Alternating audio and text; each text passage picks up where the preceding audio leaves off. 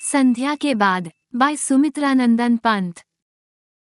सिमटा पंथ सांझ की लाली जा बैठी अब तरु शिखरों पर। ताम्रपर्ण पीपल से शतमुख झरते चंचल स्वर्णिम निर्झर। ज्योति स्तंभ सा धस सरिता में सूर्य क्षितिज पर होता ओझल। बृहद जेवा विश्लत केंचुल सा लगता चितकबरा गंगाजल। धूप छाह के रंग की रेती अनिल उर्मियों से सर्पाकित नील लहरियों में लोड़ित पीला जल रजत जलद से बिंबित। सिकता सलिल समीर सदा से स्नेह पाश में बंधे समुज्ज्वल। अनिल पिघलकर सलिल सलिल ज्यों गति द्रव खो बन गया लवोपल। व्याख्या। कवि संध्या को एक पक्षी के रूप में चित्रित करते हुए बताता है कि यह संध्या रूपी पक्षी अपने पंखों को समेटकर अपनी लाली के साथ पेड़ की ऊपरी शाखाओं पर जा बैठता है, अर्थात संध्या की लाली अब पेड़ की फुंगियों पर ही दिखाई दे रही है। तांबे के रंग के पीपल के पत्तों के समान सैकड़ों मुख वाले झरने सुनहरी धाराओं में बह रहे हैं। झरनों के जल पर पीला प्रकाश पड़ रहा है। क्षितिज पर छिपता सूर्य नदी में प्रतिबिंबित होता ज्योति प्रकाश का खंभा सा जान पड़ता है। गंगा के जल को चितकबरा बताते हुए कवि कहता है कि यह ऐसे लगता है कि मानो कोई बड़ा अजगर थका हुआ लेटा हो। नदी तट की रेती धूप छाह के रंग की है। वो हवा के चलने पर सर्प की सी आकृति ले लेती है। नदी के नीले जल पर सूर्य का प्रतिबिंब पड़कर उसे पीला बना देता है तथा उस पर बादलों की सफेदी पड़ रही है। रेत, पानी तथा हवा सदा से आपस में प्रेम बंधन में बंधे हुए हैं। इस समय के दृश्य को देखकर ऐसा लगता है कि हवा पिघलकर पानी बनती है और पानी अपनी गति को खोकर छोटे छोटे बर्फ के कण ओले बन जाते हैं। इस तरह प्रकृति में तरह तरह के परिवर्तन होते रहते हैं। शंख घंट बजते मंदिर में लहरों में होता लय कंपन। दीप शिखा सा ज्वलित कलश नभ में उठकर करता निरांजन। तट पर बगुलों सी वृद्धाएं विधवाएं जप ध्यान में मगन। मंथर धारा में बहता जिनका अदृश्य गति अंतर रोदन। दूर तमस रेखाओं सी उड़ती पंखों की गति सी चित्रित सोन खगों की पाती आर्द्र ध्वनि से नीरव नभ करती मुखरित। स्वर्ण चूर्ण सी उड़ती गोरज किरणों की बादल सी जलकर सन तीर सा जाता नभ में ज्योतित पंखों कंठों का स्वर। व्याख्या। कवि बताता है कि संध्या के समय मंदिरों में आरती होने की तैयारी शुरू हो जाती है। वहाँ शंख और घंटे बजने लगते हैं। इससे नदी के जल की लहरों में कंपन होने लगता है। मंदिर का कलश भी सूर्य की लालिमा के प्रभाव स्वरूप दीपक की लौ की भांति आकाश में ऊपर उठकर आरती करते से जान पड़ते हैं।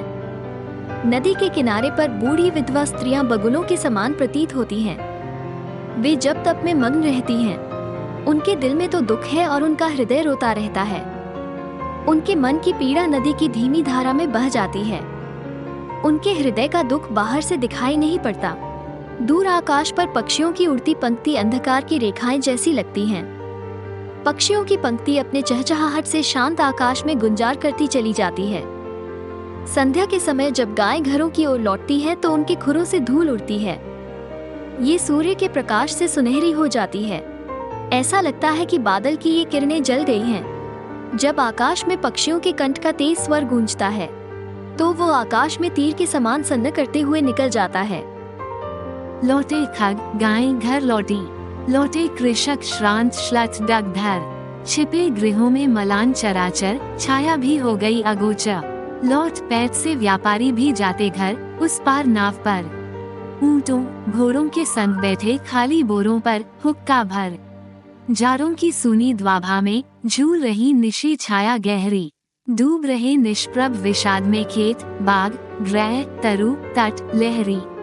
बिरहा गाते गाड़ी वाले भूख भूख कर लड़ते कूका। हुआ करते सियार देते विषण निशी बेला को स्वर। व्याख्या। कवि बताता है कि संध्या के समय पक्षी और गाय अपने घरों को लौट रहे हैं। किसान भी सारा दिन परिश्रम करके थक गए हैं और वे थके कदमों से घर लौट रहे हैं। वे सभी अपने अपने घरों में घुसकर छिप गए हैं। अब तो अंधकार के कारण उनकी छाया भी दिखाई नहीं देती। गांव की पैठ बाजार से व्यापारी भी अपने घर नाव पर बैठकर लौट आए हैं। वे ऊंट घोड़ों के साथ हैं। वे खाली बोरों पर बैठकर हुक्का पी रहे हैं। ये सर्दियों की रात है। चारों ओर सूनापन है। संध्या के धीमे प्रकाश में रात की छाया गहराती जा रही है। इस अंधकार में सभी कुछ डूबता जा रहा है। उनकी चमक घटती जा रही है। इसका प्रभाव खेत बाग घर पेड़ तट तथा लहरों पर भी पड़ रहा है।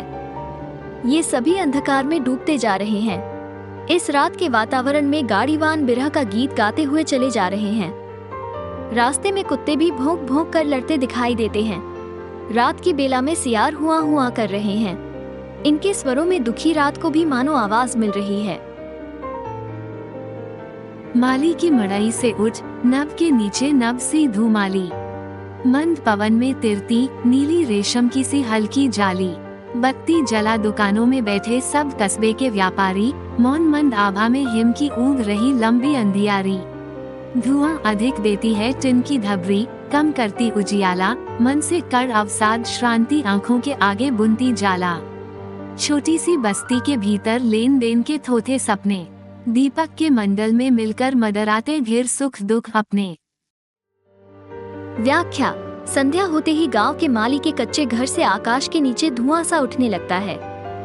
शायद घर में खाना पकाने के लिए आग जलाई जा रही है। ये धुएं की लकीर हवा में ऐसे तैरती जान पड़ती है जैसे नीले रेशम की हल्की जाली हो। इसी समय गांव कस्बे का दुकानदार रोशनी के लिए बत्ती जला देता है। इसका प्रकाश बहुत धीमा है। सर्दी की रात में ये लौ ऊँटी जान पड़ती है। वहाँ टिन की ढीबरी में बत्ती लगाकर जलाई जाती है। ये बत्ती रोशनी तो बहुत कम देती है, पर धुआं अधिक देती है।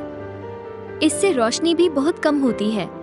तब मन का दुख आंखों के सामने जाला बुनता सा प्रतीत होता है। गांव का दुकानदार दुखी रहता है। यह एक छोटी सी बस्ती है। इसमें लेन देन की बातें करना व्यर्थ है। यहाँ ग्राहक न के बराबर हैं, आज भी बहुत सीमित है। दीपक की लो के मंडल के इर्द गिर्द ही सुख दुख मंडराते रहते हैं।